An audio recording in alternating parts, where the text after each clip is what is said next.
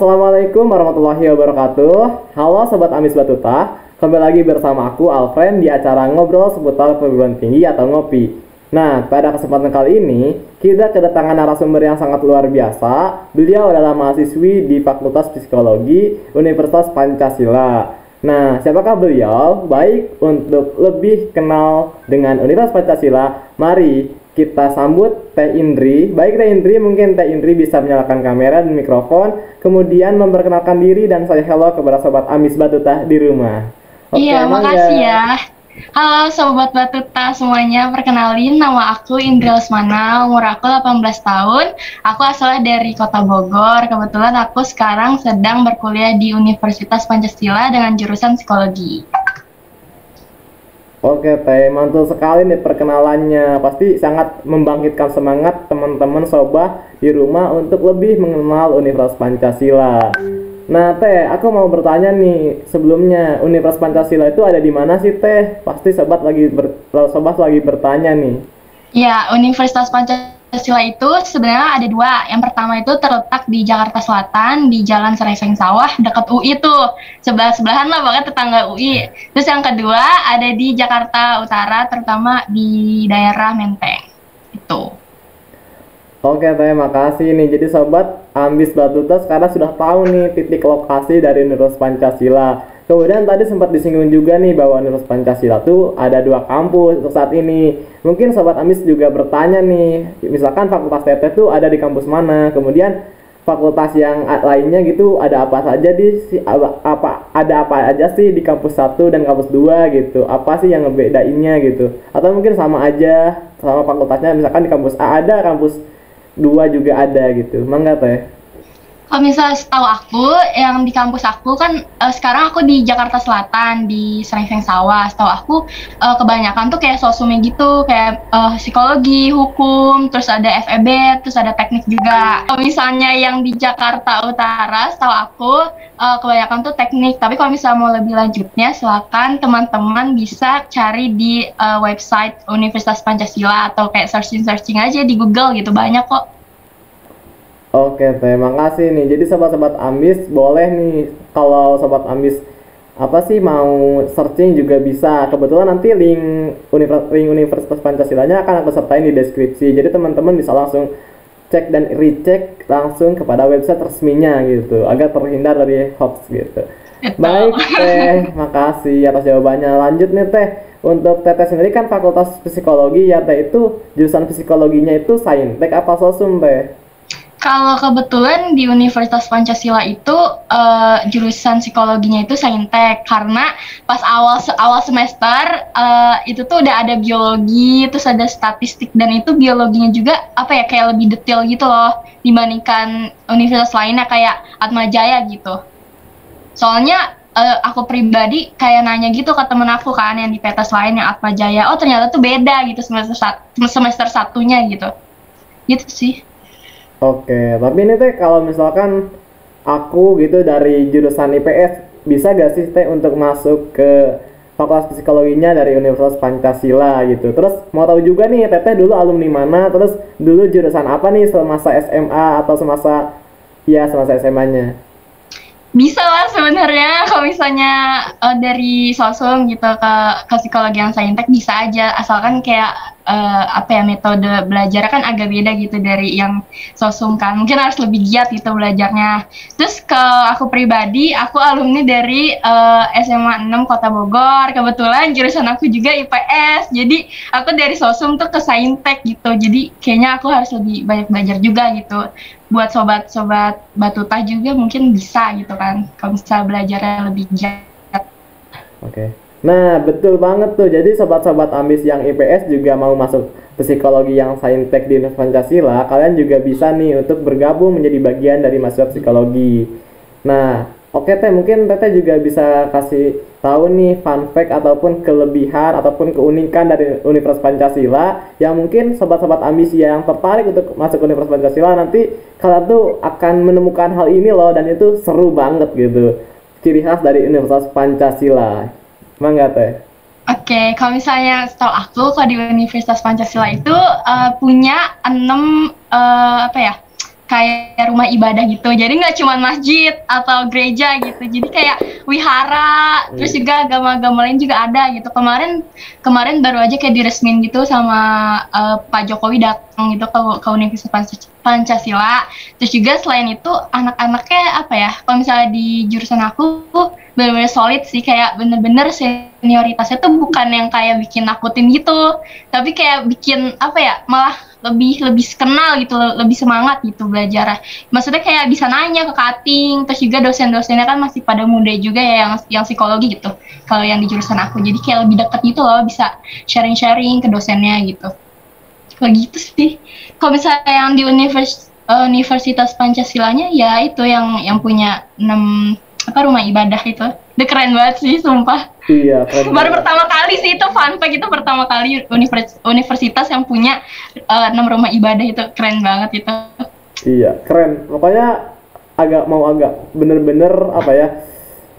Apa merepresentasikan dari Bhinneka Tunggal Ika Iya, serta ketuhanan kan yang Maha namanya juga Esa. kan Iya. Universitas Pancasila kan, jadi Iya, kan cuma satu bener-bener agama gitu. merepresentasikan namanya, bener, setuju Betul. banget. Pasti nilai toleransi di sana sangat tinggi nih, keren banget. Jadi Sangat-sangat. kayaknya nggak akan ada diskriminasi nih di sana. Nggak ada. Oh ya, terus juga kita tuh punya kayak UKM gitu, kayak lebih ekskul sih, kayak nggak cuman ada apa ya, kayak kan kalau misalnya di SMA tuh rohis kan, tapi Iya. di sini tuh ada agama Buddha, ada agama Katolik, Protestan, terus kayak yang lain-lain juga gitu. Jadi kayak setiap mahasiswa itu apa ya, punya tempatnya masing-masing lah kalau misalnya itu sesuai agama mereka gitu. Jadi kayak kita juga bisa apa ya, berelasi gitu, nggak cuma sama umat muslim gitu, tapi juga sesama umat yang lainnya, dan kita bisa bertoleransi juga sih ke sesama gitu. Oke, keren banget nih. Terus nih, Teh mau tanya juga nih. Apa ya? Tadi kan udah dibahas nih banyak UKM gitu. Nah, terus mungkin Teteh boleh nih Teteh ngejelas apa, ceritain Teteh sekarang ikutan UKM atau organisasi apa aja nih. Terus apakah ada HIMA gitu ataupun BEM gitu, Teh? Mangga, Teh. Yang Teteh tahu aja, gak apa-apa. Oke, kalau aku sih ya, kalau aku jujur pribadi, aku belum ikut organisasi apapun, karena semester 1 tuh kayak pengen fokus belajar dulu gitu. Mungkin nggak tahu ya semester-semester berikutnya, tapi aku udah masuk UKM Padus. Kenapa? Ini alasan yang konkret. Kenapa aku masuk UKM Padus? Karena aku tuh pengen ikut lomba. Soalnya Padus tuh kayak udah apa ya, sangat berprestasi gitu kalau di kampus aku tuh, sering banget ikut lomba, entah mau di apa ya, di dalam negeri ataupun di luar negeri gitu. Kemarin aja ada cutting aku tuh yang lomba di Bali, itu tuh kayak keren banget itu. Keren banget. Terus aku juga maulah ikut gitu. Berlatih terus saya. Terus iya sih, setahu aku yang UKM yang paling bagus tuh Padus. Terus yang lain juga bagus sih UKM kayak Gema tuh buat yang jurnalis, yang suka jurnalis. Terus juga ada yang suka teater, kayak seni-seni gitu. Terus kayak apa namanya, yang ke alam-alam itu juga ada gitu. Terus kalau BEM gitu ada sih, tapi aku nggak terlalu tahu banyak gitu. Aku takut salah ngomong sebenarnya, soalnya kayak namanya agak ribet gitu. Gak apa-apa, santuy, Teh. Oke, jadi seru-seru banget nih untuk keseruan. Jadi kalian selain dalam bidang akademik nih Sobat, kalau kalian mau masuk Universitas Pancasila dan jadi mahasiswa di sana, kalian juga bisa mengembangkan minat dan bakat kalian. Seperti tadi Teh Indri ikutan paduan suara nih. Kebetulan paduan suaranya udah sangat berprestasi gitu. Mungkin kalian bisa menjadi generasi selanjutnya untuk melanjutkan tongkat estafet dari prestasi-prestasi tersebut. Oke, mantul kali nih. Pasti kalian makin tertarik untuk masuk ke Universitas Pancasila. Namun ini Teh, teman-teman Sobat nih ada yang tertarik gitu buat masuk ke Universitas Pancasila.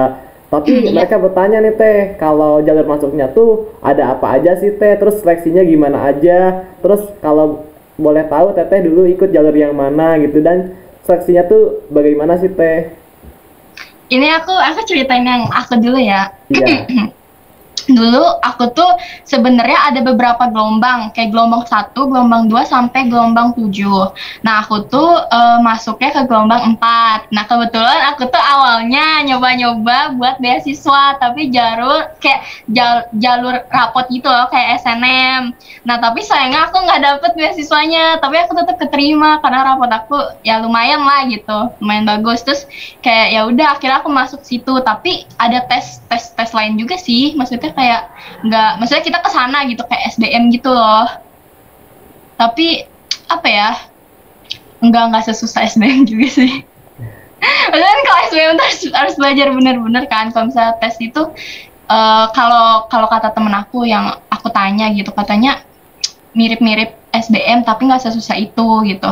Terus kok tergantung jurusan juga, kalau misalnya kayak mau arsitek juga kan harus gambar-gambar gitu.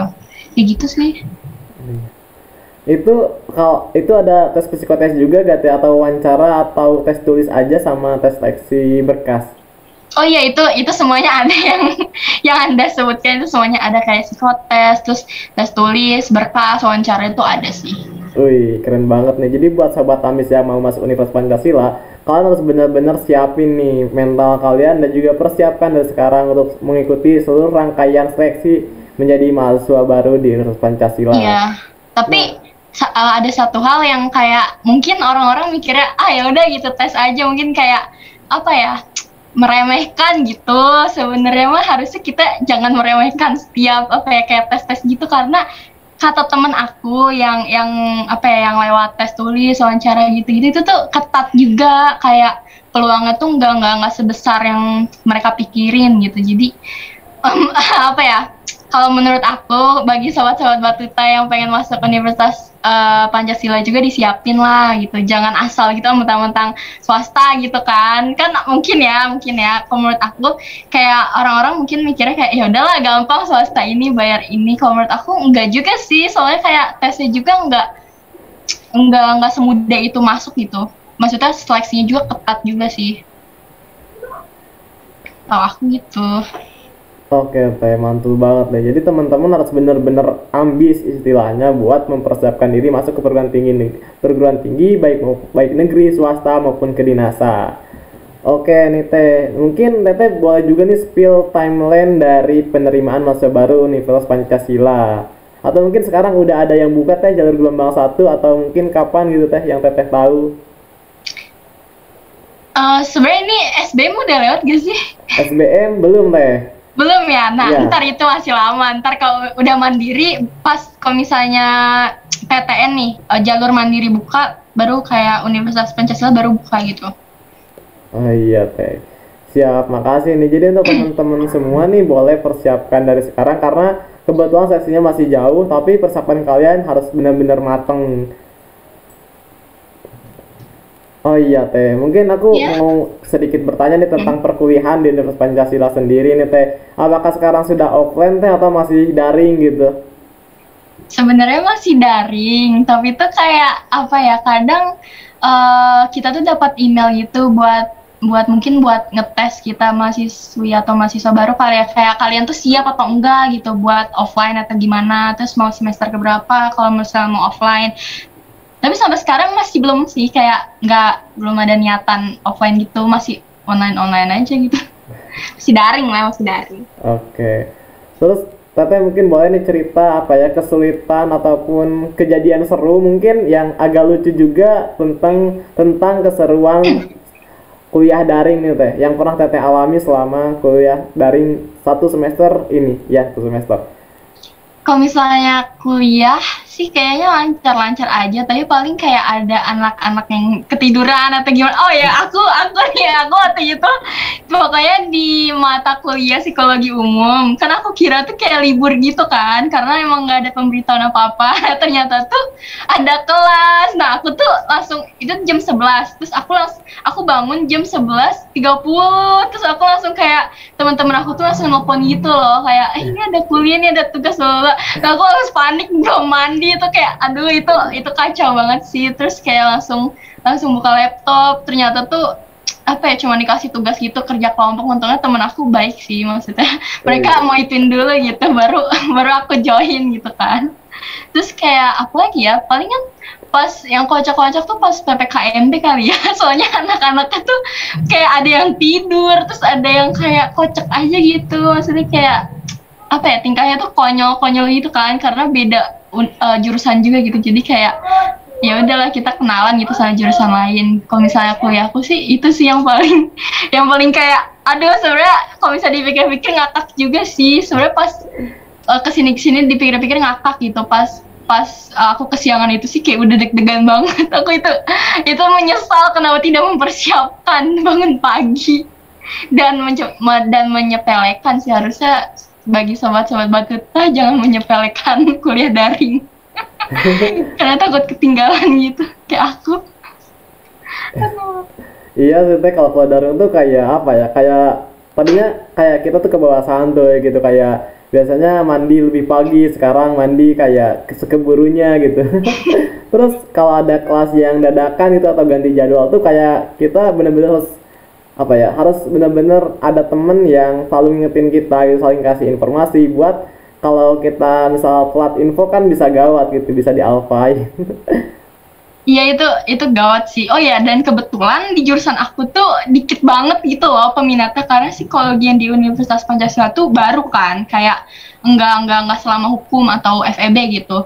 Di psikologi aku tuh di Universitas Pancasila tergolong baru, dan anaknya tuh 2021 angkatan aku cuma 72 orang. Karena apa ya, nggak tahu juga gitu kenapa sesedikit itu. Jadi mungkin karena sedikit jadi kita saling kenal, terus kayak langsung akrab gitu loh jatuhnya. Terus jadi kayak dekat gitu lah, jadi bisa ada yang bangunin gitu kayak yang aku tadi. Gitu sih awalnya, tapi nggak 72 orang, 80 berapa gitu. Terus ada beberapa yang keluar gitu kan. Tapi yang nggak apa-apa sih, kayak meskipun gak sebanyak universitas yang lain kayak Atma Jaya ataupun Trisakti gitu kan, angkatannya sampai berapa ratus kan, meskipun beberapa puluh doang, tapi enaknya tuh saling mengenal gitu, jadi kayak tambah solid aja gitu. Gitu sih. Oke Teh, tadi kita udah bahas-bahas mengenai jalur masuk, terus UKM ataupun organisasi, ada juga pengalaman Teh selama kuliah. Nah mungkin yang terakhir ini apa ya, yang tadi sempat kelupaan ya aku buat tanyain mengenai biaya kuliah nih Teh. Untuk biaya kuliah sendiri nih, boleh Teteh agak ceritain gitu yang Teteh rasakan itu dari mulai biaya kalau ada waktu pendaftaran gitu, boleh mungkin diceritain juga, atau UKT-nya juga boleh, atau mungkin adakah biaya-biaya lain selain biaya UKT, atau sudah masuk semuanya di UKT gitu Teh. Kalau yang aku tahu waktu itu tuh langsung semua itu masuk gitu loh di UKT. Kalau misalnya semester pertama di Universitas Pancasila itu 24,5 juta, mendekati 25 juta. Tapi yang semester pertama itu bisa nyicil sampai 6 kali. Itu pokoknya udah kayak UTS sama UAS itu juga termasuk, itu nyicil 6 kali. Terus kalau yang semester kedua itu sama 25 juta juga, mendekati 25 juta ralat itu. Mendekati 25 juta, tapi 3 kali bayarnya nyicil. Tapi setahu aku sih kayak semakin nanti gitu 2022 2023 gitu katanya kayaknya naik sih, tapi nggak senaik, maksudnya nggak kayak signifikan naik banget gitu, paling 27 juta gitu, dari 24,5 juta gitu. Gitu sih. Semangat ya. Semangat kalian membayar UKT karena saya juga pusing. Oh iya Teh, itu kalau UKT-nya bisa ngajuin keringanan nggak Teh? Apa udah tetep gitu segitu, terus UKT-nya sama rata semua mahasiswa masuk jalur, mau jalur gelombang 1, gelombang 2 sampai gelombang terakhir itu UKT-nya sama segitu atau bagaimana Teh itu sistem pembagian UKT-nya? Kalau setahu aku sih sama, tapi yang bedain tuh cuma kayak jalur beasiswa sama enggaknya aja sih, itu aja. Kalau misalnya beasiswa tuh ada potongan ya, kayak biar meringankan gitu, karena misalnya nilainya bagus atau pas di tesnya benar-benar bagus banget gitu, diringanin. Tapi setahu aku sisanya sama aja sih. Nggak kan kalau di PTN tuh kayak ada golongan 1, golongan 2 gitu kan. Iya. Tapi kalau yang di univ aku, khususnya di jurusan psikologi, nggak ada sih. Tapi beda-beda setiap jurusan. Setahu aku yang paling mahal di kampus aku tuh farmasi, yang kedua tuh baru psikologi. Kalau hukum tuh sekitar 16 juta sampai 15 juta gitu. Gitu sih. Oke nih Teh, jadi buat teman-teman sobat Ambis Batuta nih, selain kalian harus mempersiapkan materi untuk seleksinya, mempersiapkan nilai kalian, mental kalian, kalian juga harus mempersiapkan finansial kalian untuk kuliah di Universitas Pancasila. Nah, kebetulan tadi Teh Indri udah ngejelasin nih secara rinci mengenai biaya-biaya di Universitas Pancasila. Baik nih Teh, karena mengingat waktu juga udah mulai sore nih, dan tadi kita udah seru banget nih, udah bahas dari mulai awal perkenalan hingga saat ini. Dan mungkin Teteh bisa ngasih closing statement ataupun kata-kata pesan kesan untuk sobat-sobat Amis Batuta yang ada di rumah Teh. Hmm, apa ya? Pokoknya kalau misalnya kalian sedang mengalami apa ya? eh, journey lah, istilah journey untuk UTBK gitu. Kalian eh, bagi pengalaman dari pengalaman aku ya, kalian tuh bener deh, jangan malas-malasan deh, sumpah. Bener-bener kayak harus udahlah fokus aja gitu belajar. Mungkin emang alasannya klasik sih, tapi banyak pertimbangan juga sih, kayak finansial gitu-gitu. Terus juga kalian jurusannya mau gimana. Terus bagi yang SNMPTN, aku kan dulu SNMPTN ya, tapi Iya. aku ketolak. Kalau dari pengalaman aku nih, dari apa ya, yang udah lalu lah, kesedihan gitu kan. Jangan fokus SNM aja gitu, kayak ya udah persiapin aja deh UTBK gitu, belajar aja. Terus juga jangan takut soal UTBK tuh nggak seserem itu ternyata. Iya, bener. Ya kan, pas udah di tes tuh nggak seserem itu, dan saya menyesal kenapa tidak belajar serajin itu. Terus juga iya sih, kayak jangan lupa minta doa restu orang tua tuh, itu penting banget. Terus kayak kompromi universitas sama jurusan sama orang tua kalian gitu. Kalau misalnya nggak diizinin, kayak kalian tuh harus kasih tahu kenapa nih kelebihan kalian memilih ini, terus kayak prospek kerjanya gimana ke depannya gitu, yang kalian tahu gitu kan. Itu aja sih. Terus rajin-rajin ya kuliah ya, jangan males-malesan, apalagi PTN, PTS juga sih, karena you know lah, kayak UKT-nya agak-agak pricey gitu kok PTS, jadi kayak kita harus lebih itulah, lebih rajin belajarnya supaya nggak ketinggalan juga sama yang lain. Gitu aja sih. Oke, mantul sekali Teh penjelasan closing statementnya. Makasih nih Teh udah ngeluangin waktunya buat berbagi cerita bersama Sobat Amis Batuta. Dan pasti Teh Indri nunggu Sobat-Sobat Amis Batuta yang mau masuk ke Universitas Pancasila di angkatan 2022. Oke, Ditunggu ya. sekali lagi terima kasih dan sampai jumpa, dan mohon maaf apabila ada kesalahan. Wassalamualaikum warahmatullahi wabarakatuh. Dadah. Dadah.